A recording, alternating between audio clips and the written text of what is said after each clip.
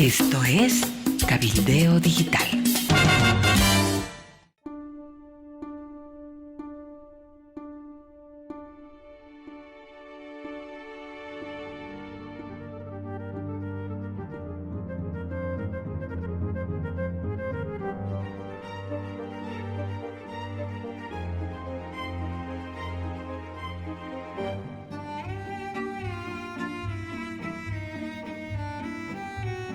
Candidatos, con Amalia Pando y Cacho Herrera. Hola, ¿qué tal? Bienvenidos a todos. Este es el programa Candidatos y hoy tendremos el gusto de entrevistar a Amparo Vallivian.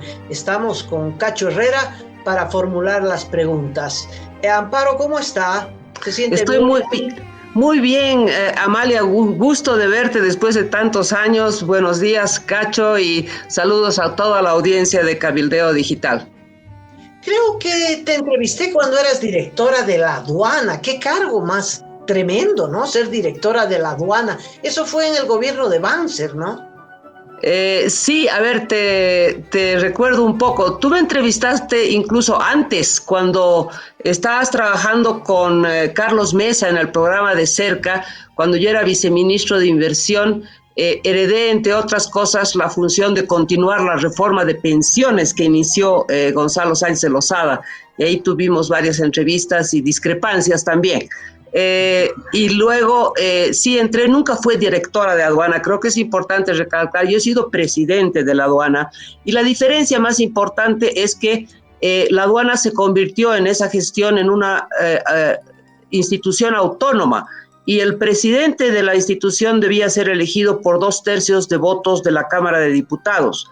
Y hasta el día de hoy yo soy la única presidenta de la aduana que ha sido elegido con 2/3 de votos de la Cámara de Diputados. Amparo, en la que se denunció que los puestos aduaneros le daban una cuota a la mujer de Banzer, a doña Yolanda, ¿te acuerdas de eso? ¿Tú estás metida en eso o no? Hay un video que tal vez los archivos históricos lo conserven. Hubo una reunión, una cena invitada por la Cámara Nacional de Industrias en el hotel, el ex Radisson, y la Cámara me invitó y me puso en la misma mesa que estaba el presidente Banzer y doña Yolanda. Entonces yo llegué muy puntual, y cuando entró el presidente Banzer, obviamente todas las cámaras se enfocaron a él y había un séquito que lo seguía, y cuando llegó a la mesa me saludó muy amablemente, yo le extendí la mano a doña Yolanda y me la negó. Entonces yo dije, bueno, me está haciendo un favor, algo debo estar haciendo bien para que me niegue el saludo. Quiere decir que no le mandaba su porcentaje, eso me estás diciendo. No solamente que no le mandaba su porcentaje ni a ella ni a nadie, no había tal cosa, sino que además utilicé las herramientas que la ley me daba para perseguir a varias de las personas que se rumoreaba que estaban con ellas. Yo no tengo evidencia hasta el día de hoy, porque si lo hubiera tenido, mi obligación era llevarla a la justicia. Amparo, vienes de una tradición del ADN, la ADN viene de una tradición dictatorial. No sé cómo te animas a lanzarte a precandidata. Bueno, es que te voy a contar cuáles son mis motivaciones, Amalia. Primero, que yo me considero una persona muy afortunada por todas las cosas que he hecho en mi vida, y creo que muchas de esas cosas se las debo al hecho de ser boliviana. Mi país me ha dado mucho, y a través de mí también a mis hijos. Y yo siempre he tenido la intención de devolver al país, de corresponder todo lo que el país ha hecho por mí. Cuando hablo del país no estoy hablando de una entidad abstracta, estoy hablando de sus ciudadanos, porque nada constituye un país más que sus ciudadanos. Segundo, porque en esta época de mi vida todavía ya no tengo las obligaciones que tenía anteriormente como madre, ¿no? De poner a mis hijos en la universidad. Ya mis hijos son grandes, son independientes, son profesionales. Esa obligación creo que ya la he cumplido.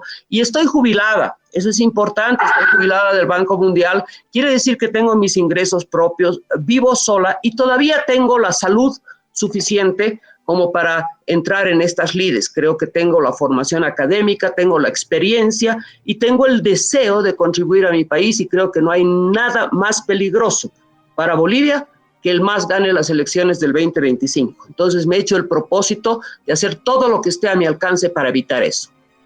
Cacho.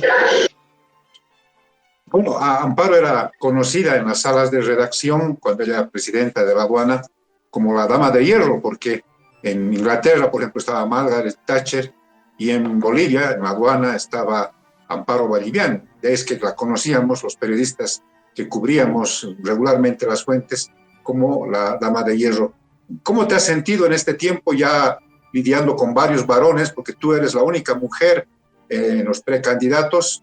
Te hemos visto en las reuniones en Santa Cruz, has estado también en conferencias de prensa. ¿Cómo es lidiar con los varones en la búsqueda de la unidad?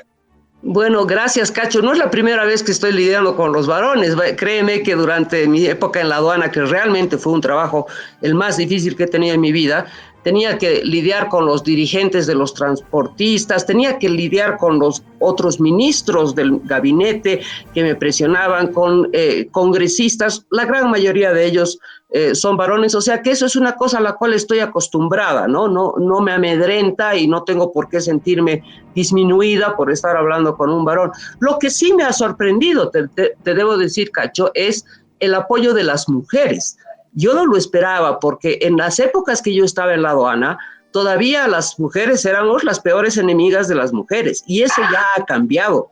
Yo me he enterado últimamente de muchas agrupaciones de mujeres, pero no solamente de feministas extremas, ¿no? Sino de mujeres que son empresarias, que son profesionales, que están interesadas en política y estoy recibiendo mucho apoyo de ellas y les quedo muy agradecida. Al presentarte como precandidata, me acuerdo con una especie de artículo de opinión que salió en varios medios digitales y tradicionales.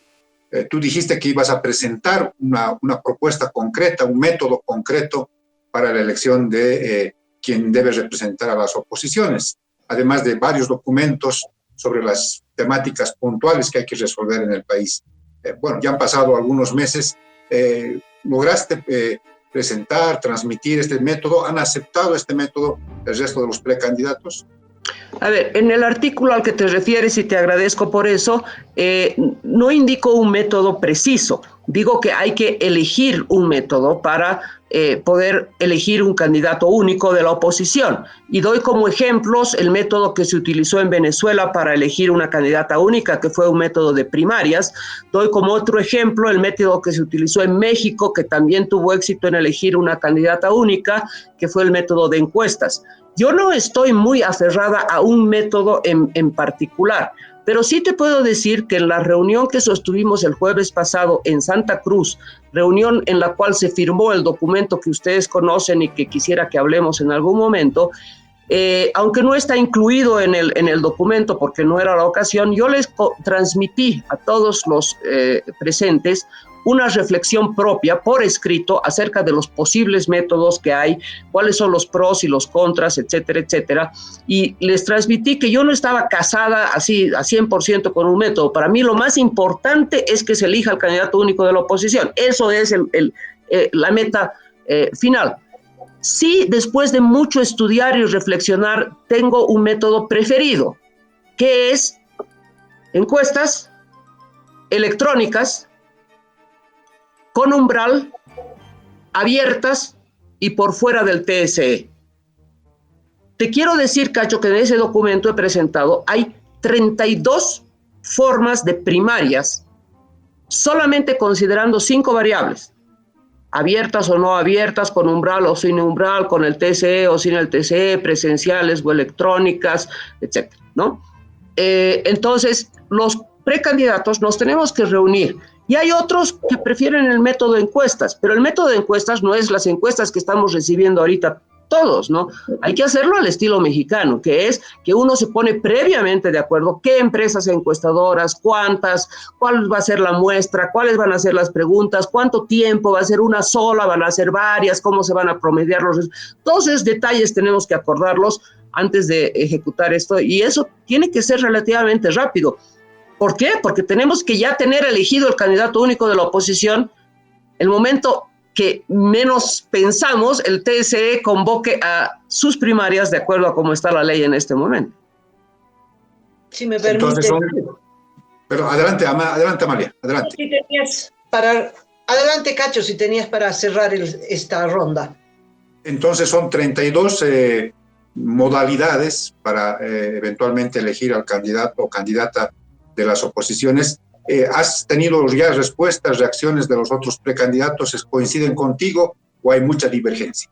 32 opciones de primarias y considerando solo esas 5 variables. Hay muchas más, porque por ejemplo en Estados Unidos la forma que se hacen las primarias es se eligen delegados, no se eligen directamente a la persona. Entonces estoy obviando todas esas cosas que no son propias de la realidad boliviana. Solo con las 5 variables que te estoy diciendo hay matemáticamente 32 opciones, pero además hay el método de encuestas. Todavía no se han pronunciado acerca de cuál método prefieren todos los precandidatos. Agustín Zambrana sí prefiere el método de primarias. No ha dicho exactamente cuál de los métodos, ¿no? Yo supongo que él va a preferir un método de primarias abiertas, pero no sé si prefiere con umbral o sin umbral, si prefiere presenciales o electrónicas, eso todavía no. Y hay otros que ya han declarado, aunque no públicamente, y no los voy a traicionar, que prefieren el método de encuestas. Entonces, tenemos que tener la discusión, y no solamente entre nosotros, sino ojalá también entre otros precandidatos que se puedan sumar a esta idea. Adelante, Amalia, por favor. Amparo, el tema es que lo primero que se necesita, si es que uno quiere un candidato de unidad, es saber si hay voluntad política en los principales candidatos. Hay una infinidad de personalidades conocidas o desconocidas. No quiero ningunearte de ningún modo, Amparo, pero el grueso de la población no te conoce, especialmente los jóvenes, ¿no? Hay muchos jóvenes que nunca vieron a Carlos Mesa como periodistas. Hay muchos, los que van a votar nacieron con Evo Morales. Entonces, es muy difícil hacerse conocer y más presentar alguna propuesta. Pero lo que te quiero decir es que un grupo de candidatos renovadores, innovadores, pero ilustres desconocidos, no, aunque se junten 30 de esos candidatos, no hacen la unidad. La unidad se trata de ver que las personalidades con más chance acepten tener la posibilidad de retirarse, de dar un paso al costado para que otro, más o menos de su mismo nivel, pueda ser el candidato. Y eso parece muy difícil. Nadie dijo que era fácil, Amalia, obviamente que es muy difícil, y sí, no me siento ofendida cuando me dices que soy una ilustre desconocida. Bueno, menos desconocida que hace 3 meses, por suerte, parece que algo está funcionando bien en las redes sociales. Pero en fin, sí, es cuesta arriba. Ahora, cuando tú dices va a ser imposible si es que no se suman aquellos que tienen realmente un liderazgo histórico, bueno, pero por el otro lado, la población está demandando una cara nueva, ¿no es verdad? La gran mayoría de la población quiere un candidato nuevo. Y aquí estamos los nuevos exponiéndonos, ¿no es cierto? Entonces, estamos haciendo el esfuerzo. Nosotros hemos decidido, nosotros los que firmamos el documento, que vamos a invitar a todos los candidatos, a los antiguos, a los nuevos, a los indecisos, a todos los precandidatos. En mi lista hay entre 17 y 20, a veces se suman unos, a veces se bajan otros, etcétera, pero más o menos ese es el número de precandidatos que tenemos, y los vamos a invitar por escrito, no solamente a suscribir el documento, si es que ellos están de acuerdo, sino que aunque no lo suscriban, también los estamos invitando a reunirse con nosotros. No les estamos dando un día y fecha fija porque queremos ser respetuosos de sus propias agendas, pero ojalá nuestra intención es de que la próxima reunión se pueda realizar en 1 o 2 semanas a partir de hoy. Ya veremos quién acepta y quién no acepta, ¿no? Si los que no acepten, bueno, irán ellos y tendrán que explicar a la población por qué no aceptan. ¿Por qué no se quieren bajar? Es que como digo muchas veces, Amalia, yo soy muy futbolera, me encanta el fútbol, entonces hago analogías de fútbol, ¿no? Es como si todos estos precandidatos quieran ir a la final del campeonato, pero no al clasificatorio. No pues, no funciona así. No puedes ir directamente a la final. Viendo tu ejemplo, Amparo, es como si un equipo local de Uyuni desafíe a un partido al River Plate, ¿no? O sea, a mí me dicen varias veces de que estoy... Se puede matar de risa. Que se maten de risa. O sea, no me ofende que se maten de risa. Ya me han dicho públicamente en artículos de opinión que esto es irrealista, que estoy meando fuera del tiesto, perdón por mis palabras y todas esas cosas. Lo que yo digo es lo siguiente, continuando con la analogía futbolera. El año pasado, en septiembre, octubre, hubo un partido entre la selección boliviana y la selección argentina, campeón mundial de fútbol, para clasificar al siguiente mundial. Yo he ido al estadio a apoyar mi selección. ¿Creo que teníamos oportunidad de ganar en la Argentina? No, pero no me voy a reír y voy a decir, ¿para qué vamos a jugar si esta la tenemos perdida? No es esa la actitud. Hay que ir, hay que estar en la cancha y si se pierde, se pierde. La actitud que te critico, Amparo, es, mira, somos 4. Acá somos 4 precandidatos. Y bueno, yo les mando una carta y los cito a una reunión, aunque sea por separado, lo que sea. Y si no vienen, bueno, listo, ustedes van a ser los responsables de la división y nosotros seguimos. Yo creo que apenas está empezando. Yo creo que hay que hacer muchos intentos. Es decir, ningún ultimátum vale en esta fase. Si recién se está empezando, a ver cómo va la cosa, a ver quién es quién, a ver cuántos entran en la arena realmente o cuántos están ahí para buscar un cargo una candidatura de diputado en realidad, ¿no? De tal modo que es esa actitud. Hemos firmado 4. El resto que se sume. No, ¿cómo que se sume? No, eso me parece un grado de pedantería ahí, ¿no? Amalia, yo lamento mucho que se haya visto así, pero no es de ninguna manera un ultimátum. No es de ninguna manera. Nosotros somos respetuosos de todo. Somos 4 ahora. Hasta hace una semana no éramos ni 4, éramos 4 individualidades, o sea que hay que también darle el valor que tenga esto, ¿no ve? No, vamos a invitar y lo único que digo es de que nosotros no podemos decidir por ellos, o sea, pedante sería si nosotros les exigimos que tienen que hacer algo. No, estamos siendo muy respetuosos, los estamos invitando. Les estamos diciendo, si no quieren firmar este documento, entonces díganos, reúnanse con nosotros.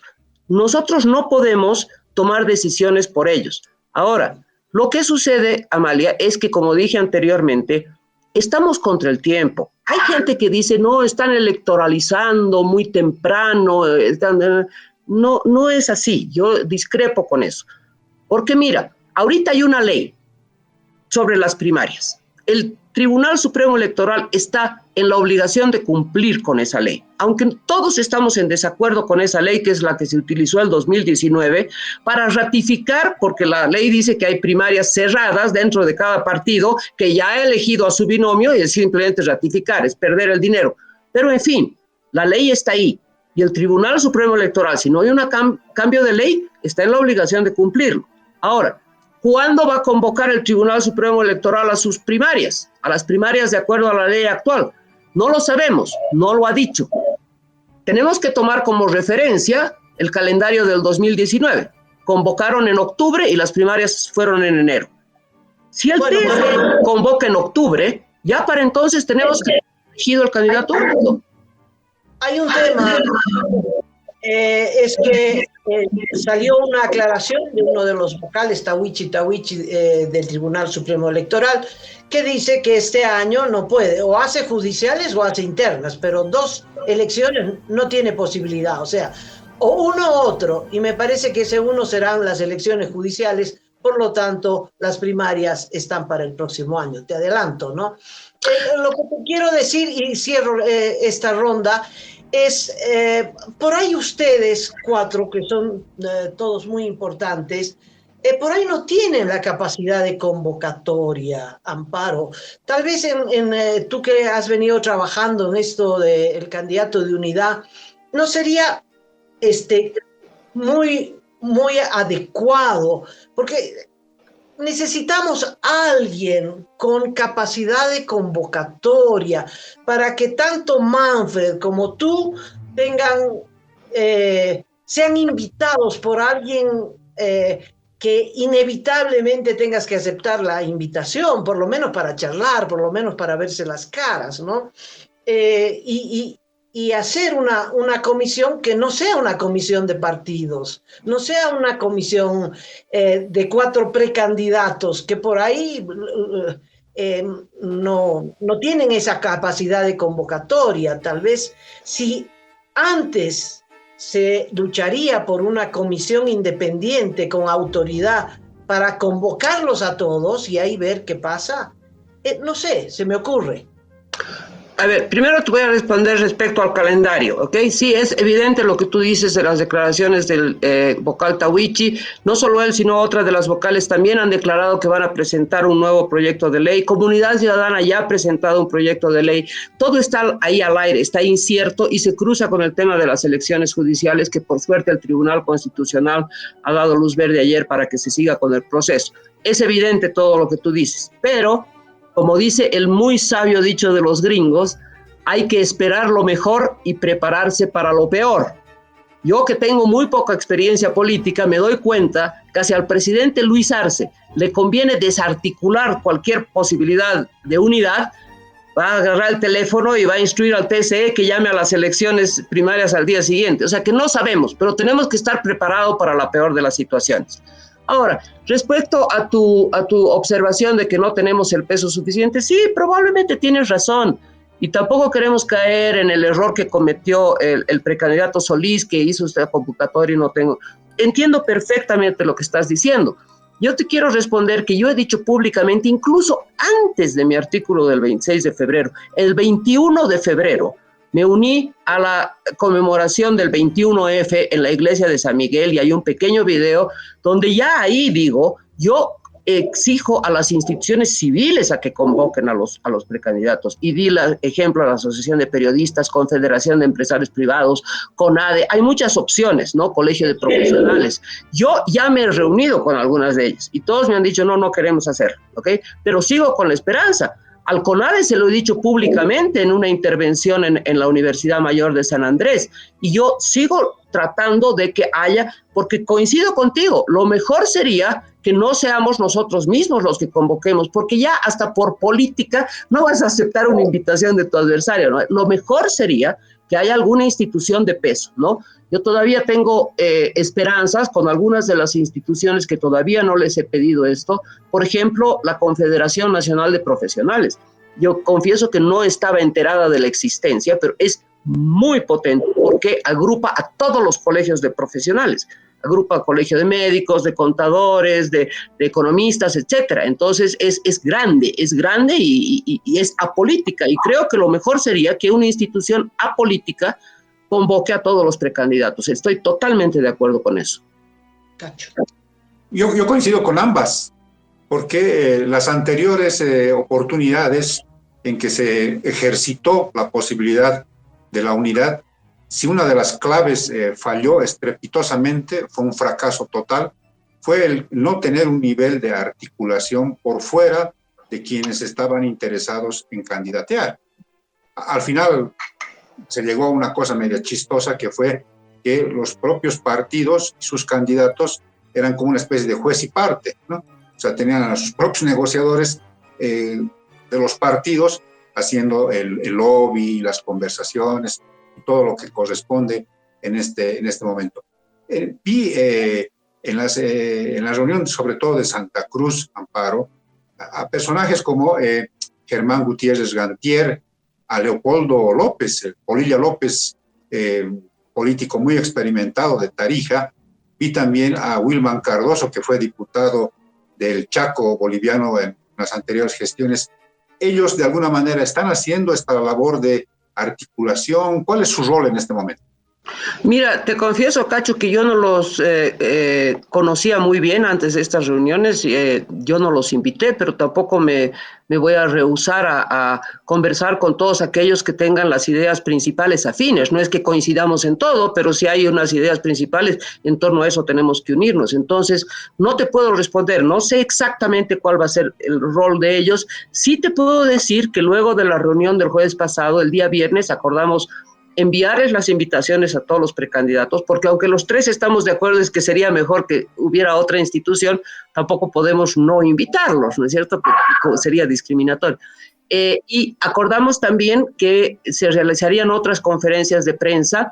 En La Paz la hemos tenido, ya hemos cumplido con ese compromiso el día miércoles, y también el señor Gutiérrez se comprometió a hacerlo en Sucre, Leopoldo López y Wilmer Candoso en Tarija. Entonces esperemos que así lo hagan. Ese es un rol que yo conozco, no sé más allá de eso cuál sería el rol. Pero si me permites, Cacho, quiero referirme a algo que dijiste que me parece sumamente importante, eso, cuando dijiste de ser juez y parte. A ver, hay una diferencia fundamental entre lo que estamos proponiendo ahora y todos los intentos anteriores de unidad. ¿Qué es lo que sucede? La población boliviana viene reclamando desde hace mucho tiempo la unidad, con más énfasis ahora, pero hace mucho tiempo. ¿Por qué no se ponen de acuerdo esas personas a dar un paso al costado? ¿Por qué no piensan más en el país que en ellos mismos y con desprendimiento se hagan a un costado? Eso quiere decir que entre 17 o 20 personas nos vamos a reunir en torno a una mesa dentro de 4 paredes y entre nosotros nos vamos a sacar los ojos para tratar de decidir quién de nosotros va. No, primero que es irrealista, eso nunca va a suceder. Y segundo, que si por un milagro del Señor sucediera, es antidemocrático. No puede ser que 17, 20 personas estén decidiendo por la población. En esta ocasión, lo que nosotros queremos es que sea la población, el votante de oposición, el que elija al candidato de oposición. Si no me elige a mí, tengo que respetar eso, me he comprometido, he firmado a respetar el resultado. Y además de haber firmado eso, he declarado, y vuelvo a hacerlo, que no solamente que voy a respetar el resultado y retirarme, sino que voy a ayudar al candidato de oposición. Porque sería muy fácil para mí respetar el resultado, hacerme a un lado, irme 6 meses de vacaciones a los Yungas. Sería facilísimo. No, yo he comprometido mi apoyo al candidato único de oposición y lo he comprometido gratis. No voy a negociarle senadores, diputados, ministros, no, gratis, lo voy a apoyar, lo digo, para que me lo cobren después. Es bien importante esta actitud que estás planteando, Amparo, porque, digamos, la tradición política en Bolivia es más bien contraria, ¿no? Hacen estas cosas, como dijo Amalia en su intervención, para luego quedar con posibilidades de ser senador, senadora, diputado, diputada, ministro, algo les va a caer, ¿no? Entonces, esta tu actitud que estás mostrando es tremendamente distinta y sobre esa base, ¿has encontrado actitudes similares con las personas que has hablado? Porque una cualidad tuya, quizás a diferencia de los otros precandidatos, es que me imagino que con Tuto Quiroga compartes, has compartido en el gabinete de Banzer cuando Tuto era vicepresidente, con Samuel Doria Medina, tengo entendido que también tiene una buena relación con los otros liderazgos que dicen tradicionales. Entonces, hay estas posibilidades de que, por ejemplo, tú puedas hacer una suerte de bisagra entre los precandidatos emergentes y los partidos considerados tradicionales para que luego se pueda conformar esta otra instancia de articulación. Yo estaría totalmente dispuesta a jugar ese rol. Ya vamos a ver cómo se maneja la dinámica política. Sí te puedo confirmar de que yo tengo buena relación y me reúno, no te voy a decir con excesiva frecuencia, pero me reciben las llamadas, me reciben en sus oficinas, Tuto Quiroga, Carlos Mesa, Samuel Doria Medina, o sea, no tengo ningún problema en eso. Respecto a si los otros candidatos tienen la misma actitud, bueno, una cosa ya es concreta y verificable, es que por lo menos los 4 que hemos firmado el documento nos hemos comprometido a respetar el resultado. Las otras cosas que yo he dicho, que voy a apoyar al candidato único de la oposición y no voy a negociar cargos, ni para mí ni para ninguno de mis seguidores, eso todavía no lo han dicho los demás. No quiere decir que no tengan esas mismas intenciones. Tal vez están guardándose para el futuro, no sé, no lo sé. Yo solamente respondo por lo que yo soy responsable. Perfecto. Adelante. Junto con esta Amparo, de buscar un candidato único, de algún modo, está la otra corriente de aquellas personalidades que sienten que tienen más chance de plantear una candidatura y de aparecer ante la opinión pública, ante el electorado de la oposición, como el candidato, como la persona que va a concentrar la votación, como lo que fue Carlos Mesa en las dos elecciones anteriores, ¿no? Y esa aspiración la tiene Tuto Quiroga, la tiene Manfred Reyes Villa, y bueno, cuando el alcalde de Santa Cruz obtuvo la personería de la UCS, dijo que también él se lanzaba y que él iba a ser el próximo presidente de Bolivia. En fin, por lo menos hay 3 políticos importantes, interesantes, que manifiestan su intención de ir solos y de pelearla en las redes sociales, en los medios de comunicación, en los mitines, donde fuera, mostrarse ellos como el candidato y que la unidad gire en torno a ellos, en otras palabras, ¿no? Carlos Mesa está expectante frente a esta situación, ¿no? Él dijo, quiere la unidad, pero ¿y en torno a quién? Esa es la pregunta. Y ahí hace una pausa, ¿verdad? Esa es la situación. ¿Cómo conciliar las dos posiciones? Mira, tengo que repetir lo que dije anteriormente, Amalia. Esa posición es quiero ir a la final sin pasar por el preclasificatorio. Sí, sí. Entonces, no es respetuosa de los deseos del pueblo y no tiene la humildad de someterse a lo que el pueblo escoja. Entonces, no me parece muy democrática esa posición, pero están en su derecho y nadie se los puede coartar. Lo único que te digo es que lo que yo voy a hacer, porque ya lo he prometido, si no se logra tener un candidato único de la oposición, yo me retiro de la carrera, porque sería totalmente incoherente abogar por la unidad y después presentarse a la final a dividir más el voto, a fragmentar más el voto. Eso no tiene coherencia, no tiene lógica, no es honesto. Entonces, si no hay candidato único de la oposición, yo me voy. Lo está diciendo candidatos. Esta es una afirmación bien importante que hace Amparo Vallivian, porque hay siempre esta posibilidad de que las cosas fracasen, de que por más intentos de buena voluntad que se hagan, la cosa no llegue a su objetivo, más bien los intereses individuales se impongan y entonces puede haber un nuevo fracaso. Lo está diciendo en candidatos Amparo Vallivian, de que si esto no va, entonces ella tampoco insistirá en este tema y se retirará. Yo quisiera cambiar por un instante un poquito el curso de la entrevista Amparo, y es el tema económico el que nos ha estado preocupando a Amalia y a mí, y hemos estado haciendo unas entrevistas con expertos en economía. Yo me acuerdo, Amparo, de una entrevista que tú diste hace 2 años más o menos al portal público.bo a Óscar Ortiz.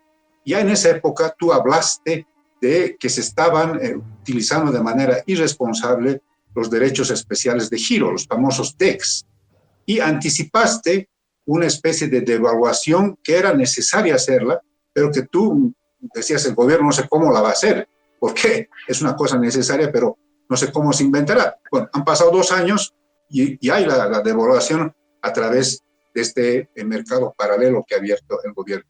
¿Cómo ves ahora que ha ocurrido todo esto? ¿Cuál es el futuro económico que le espera a los bolivianos? Muchas gracias por la pregunta, Cachito, y muchas gracias por recordar que esto es algo que yo ya anticipé hace más de 2 años. Y no creo que haya hablado acerca de los DEG específicamente, que son una parte pequeñita de las reservas, sino de las reservas en general. Y ya se venía a venir. O sea, desde hace 10 años ya se venía a venir esto. Entonces, tampoco es que yo sea pues una maga, tenga una bola de cristal, ni que tenga una predicciones de lo del futuro, es que era racional y ya se está viendo. Y no hay una forma de salir de esto si es que el gobierno no reconoce de una vez por todas de que no se puede tener un tipo de cambio fijo cuando hay un desequilibrio entre la oferta y la demanda de dólares. Porque aquí lo que está sucediendo, para que la gente entienda bien en términos no técnicos, es que hay un bien que se llama dólar. Este dólar tiene más demanda que oferta. Cuando cualquier producto, se llame pan, se llame auto, se llame lo que sea, hay más demanda que oferta, el precio sube. Es así. ¿Qué hay que hacer para cambiarlo? Hay que subir la oferta. ¿Cómo se sube la oferta de dólares? Eliminar todas las restricciones a la exportación. Que se han comprometido a hacerlo en el acuerdo firmado con los empresarios hace un par de meses y no lo han hecho, ¿no? Es incentivando la inversión extranjera, que no lo van a hacer por razones ideológicas, ya lo sabemos, ¿no? Y es negociando con los organismos multilaterales créditos de libre disponibilidad, no créditos de inversión, que son los que están en el Congreso peleándose ahorita, sino de libre disponibilidad, que son muy distintos a los créditos de inversión. Esas son las formas de incrementar la oferta de divisas. Y yo pienso que además hay que flexibilizar el tipo de cambio. No tiene ningún sentido tener un tipo de cambio fijo. Como a veces digo en mis presentaciones, a ver, ¿ustedes saben cuál es el tipo de cambio oficial entre el euro y el yen?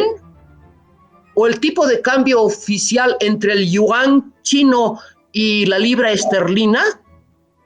No lo saben porque no existe. No existe.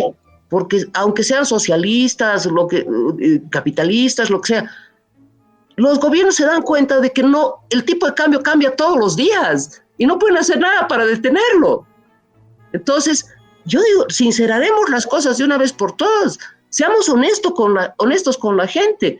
Esto que se viene, el Banco Central, echándole la culpa cada semana se encuentra un nuevo culpable, que los analistas, que los exportadores, que estos, que los otros, de aquí y allá, ¿no? Tapándose los ojos y diciendo, no, esto se va a arreglar en junio. A ver, quiero ver, apuesto al que quiera que esto no se va a arreglar en junio. Amparo, estás pidiendo una devaluación y supongo que en relación al precio de la gasolina pedirás el levantamiento de la subvención. No es que estoy pidiendo una subvención, Amalia, ya hay una devaluación, Ya hay. O sea, no es que esté pidiendo yo. Es la realidad del mercado. El mercado nos ha dicho que hoy día no puedes comprar un dólar a 6.96. No puedes. Punto final. Realmente no se ha producido. No, eso es lo que... Claro, o sea, es que no hay reservas. Las reservas en divisas alcanzan para una semana de importaciones de Bolivia. Y las reservas de oro, que de acuerdo a ley deberían ser un mínimo de 22 toneladas certificadas, ha hecho una trampita el Banco Central de Bolivia. Ha vendido algunas de esas 22 toneladas certificadas y ha comprado oro en el mercado local, pero no certificado, que no cuentan contra las reservas. Pero como son detalles técnicos, la gente no se fija, ¿no? Y van a seguir tratando de hacer ese tipo de trampitas para ocultar la realidad. La realidad es que ya hay una devaluación, no lo he decidido yo. Ahora, respecto a la subvención a los hidrocarburos, tienes toda la razón. Ya lo he dicho y lo repito. Voy a eliminar la subvención a los hidrocarburos. Yo sé que es una medida políticamente incorrecta. Lo sé. Pero le quiero decir a las gentes que nos escuchan que si hay un candidato que les dice algo diferente, les está mintiendo. Porque no es posible mantener el subsidio a los hidrocarburos. Ahora, ¿qué es lo que yo ya he dicho? Lo pueden ver, por ejemplo, en mi entrevista con Carlos Valverde. Al diésel, inmediatamente. Y sin ninguna medida compensatoria. ¿Por qué? Porque el mayor utilizador de diésel es el agro cruceño y ellos ya han pedido que se les permita importar directamente diésel. O sea, implícitamente están renunciando al subsidio, ¿no ve? ¿Okay? La gasolina es un poco distinto, porque la gasolina incide en el precio del transporte público urbano de la gente más humilde.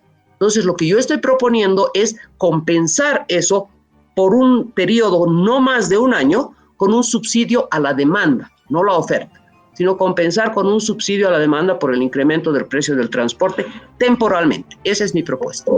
un bono con algo así, dices. Sí, sí, un bono. Va a haber que hacer los cálculos de cuántos viajes al día, cuánto es el incremento del precio, cuánto incide en las cuentas fiscales, etcétera, pero creo que se entiende la idea. Cacho.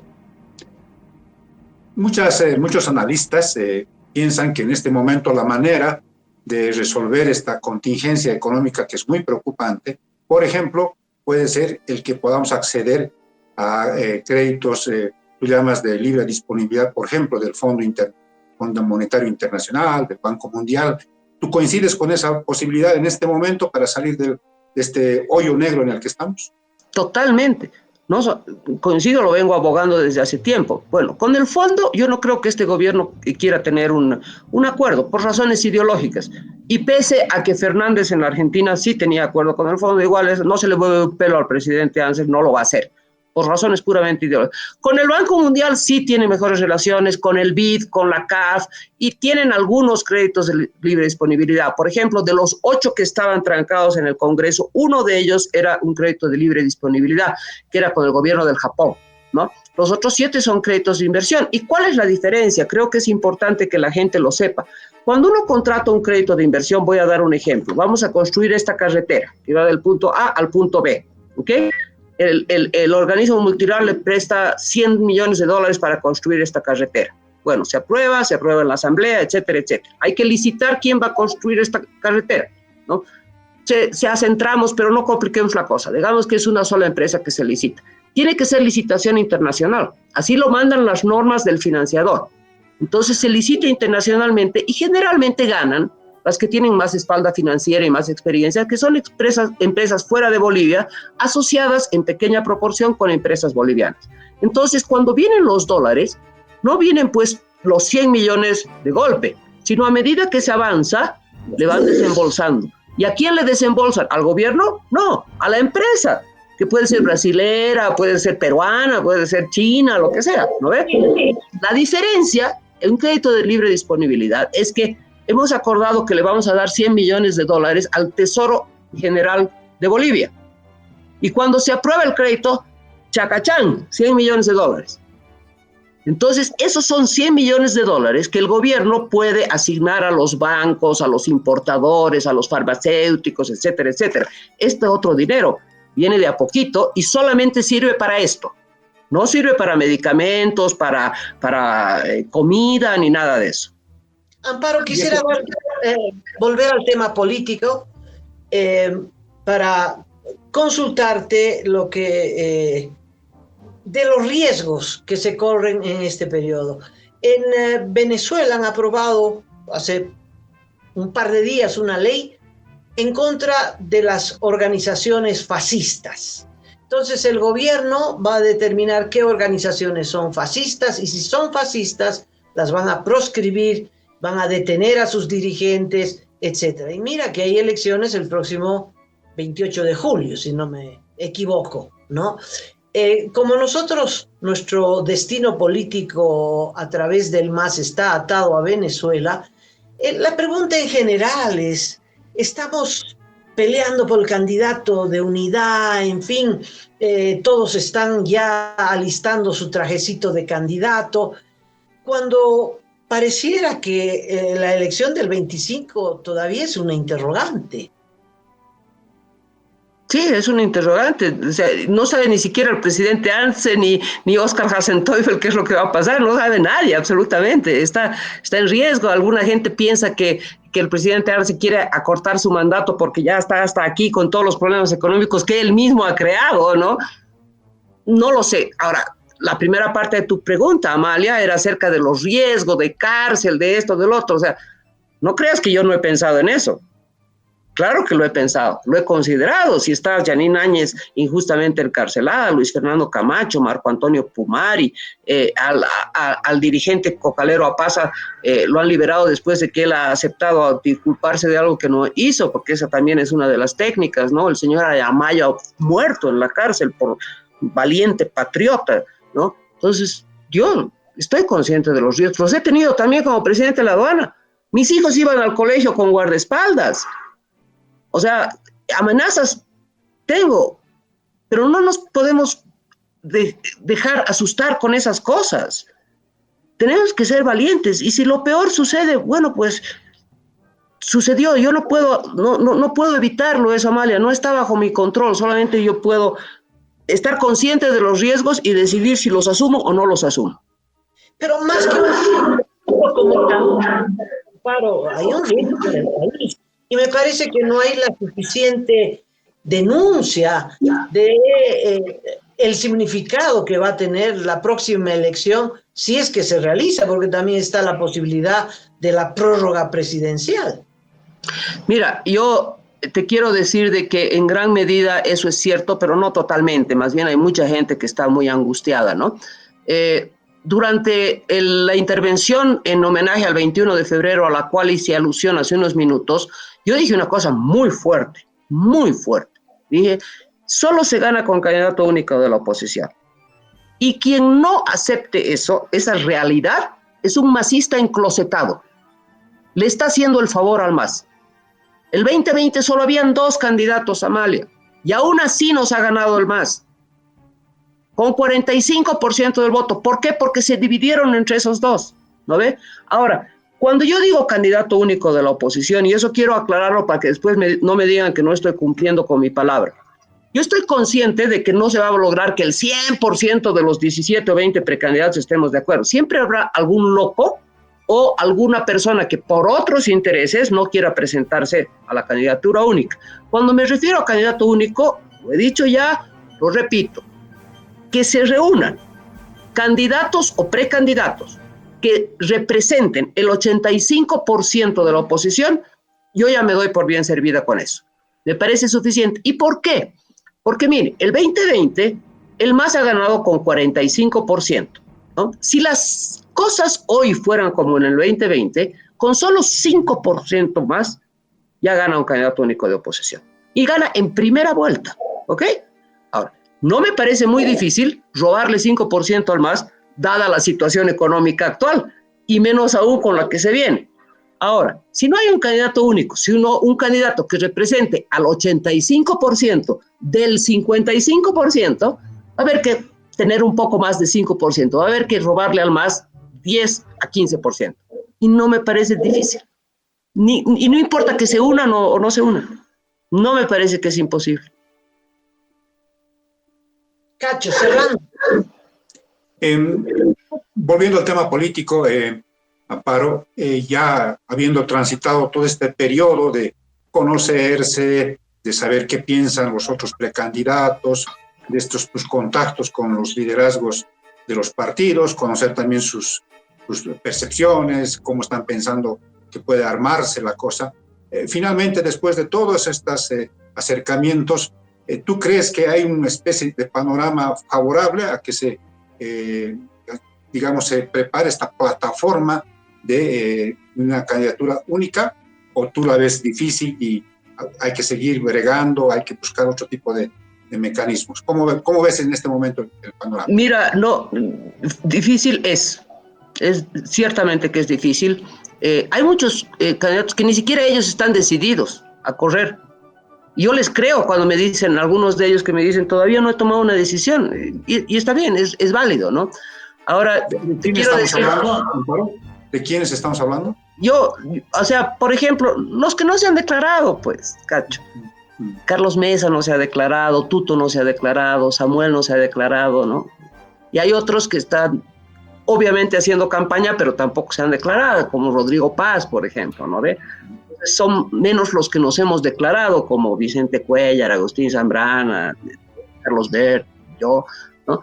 Pero, ¿qué pasa con los demás? A ver, algunos todavía no se han decidido si van a ir o no. Otros no quieren ir directamente a la final. Eso lo ha dicho Manfred Reyes Villa claramente. Él quiere ir directamente a la final, ¿no? Dentro de los otros que aún no se han declarado, mi percepción es de que hay por lo menos uno, y no voy a dar el nombre, que está apostando a la segunda vuelta. O sea, está diciendo, Amparo, las primarias o encuestas y el candidato único no es la única forma de ganarle al MAS, también se le puede ganar en segunda vuelta. En términos lógicos, eso es cierto, pero a mi manera de ver, eso es sumamente peligroso. Así es. Tengo suficiente tiempo, quisiera decirles por qué lo veo peligroso. Primer motivo, porque imagínense ustedes un escenario donde Luis Arce y Evo Morales vayan separados, con 2 siglas de parados. Se puede producir un escenario en el cual uno de ellos salga primero y el otro segundo, y vamos a ir a segunda vuelta a elegir entre Luis Arce y Evo Morales. Por favor, yo no quiero llegar a esa situación, sería lo peor que nos podría pasar. Segundo motivo por el cual me parece muy peligroso, supongamos que el escenario es distinto, que gane uno del MAS, cualquiera de ellos, y después salga segundo uno de la oposición, cualquiera de ellos. Se va a segunda vuelta y seguramente el de la oposición va a ganar. ¿Cómo sucedió? Iba a suceder en 2019, si es que no se anulaban las elecciones, Carlos Mesa hubiera sido presidente. Clarísimo, ¿no ve? Pero ¿qué es lo que sucede? Llegas a Palacio, muy feliz por tu victoria, el pueblo todo aplaude, pero el Congreso está totalmente dividido, porque a la primera vuelta fueron 6, 8 o 10, y gobernar con eso. Y sabemos que las medidas que hay que tomar no son fáciles. Eliminar el subsidio a los hidrocarburos, hacer que el tipo de cambio sea flexible, reducir el gasto público, son medidas muy dolorosas, muy fuertes, y va a ser muy difícil tomarlas con un Congreso dividido. Entonces, yo quisiera que el candidato único, si es que tiene éxito en llegar a la presidencia, pueda tener un mínimo de gobernabilidad. Y me parece que la segunda vuelta conspira en contra de eso. Amparo, pero además también está el riesgo de que no hayan 2 candidatos del MAS, sino uno solo. Y ahí la cosa se vuelve más cuesta arriba todavía. Ese escenario también es posible, Amalia, y ese escenario tiene un lado positivo y otro lado negativo. El lado positivo es el siguiente: si hay un solo candidato del MAS, entonces, a menos que le saque 10% al segundo, ¿ok? Si la diferencia es menos del 10%, quiere decir que va a haber un candidato de oposición en la segunda vuelta. Esa es la buena noticia. La mala noticia es que al unirse es más probable que tengan más de 10% de diferencia. Ahí está. Interesante. Creo que llegamos al final, salvo que Cacho tenga alguna pregunta de fin de entrevista. No, Amalia, la verdad que ha quedado redonda todas las temáticas que hemos tratado, así que Amparo, te agradecemos, te vamos a comprometer para nuevas conversaciones, porque esto tiende a proseguir, a ver cómo se van apareciendo nuevos escenarios en esta búsqueda de la unidad en la que te vemos tremendamente comprometida. Así que muchísimas gracias por tu participación. Un abrazo, Amparo, y nos vemos hasta la próxima. Cachito, Amalia, la agradecida soy yo. Si me permiten, a quien quiera saber mis propuestas concretas, www.amparoparabolivia.org. Gracias. Publicidad se permite también en el programa, no hay ningún problema. Hasta la próxima, un cariño. Hasta la próxima, saludos. Chao. Gracias. Bueno, una entrevista que me encantó, de ida y vuelta. Veo a una mujer comprometida, clara y con mucha fuerza, es de verdad una precandidata y me encanta que es una precandidatura en pos, no de una diputación, sino de verdad para la propagandización de la necesidad del candidato único. Me gustó mucho. Qué bien, Amalia, porque la verdad es además una especie como que de garantía, si vale el término, no sé si está bien utilizada la palabra, pero de que se va a considerar con seriedad el método que finalmente salga eventualmente, si es que es así, de estas posibilidades que están trabajando algunos precandidatos opositores y algunos partidos opositores. Entonces, ojalá la cosa marche bien. Ella parece ser que está muy interesada en esa parte de que se elija bien el método y que después todos se sometan al mismo democráticamente, ¿no? Eso me imagino también le va a preocupar al MAS, porque el MAS, si ve que la oposición está realmente, seriamente buscando un mecanismo, quizás también cambie sus planes.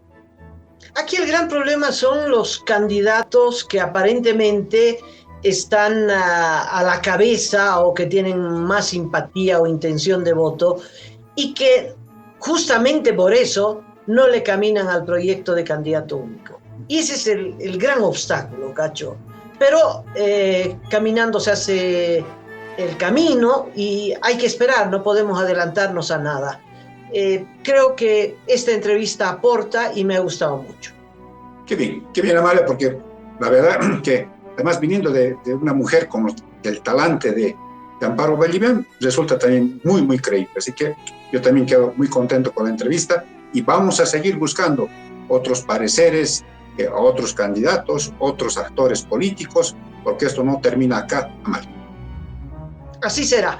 Hasta la próxima semana. Entonces, Cacho, muchas gracias a todos ustedes y hasta entonces. Hasta pronto.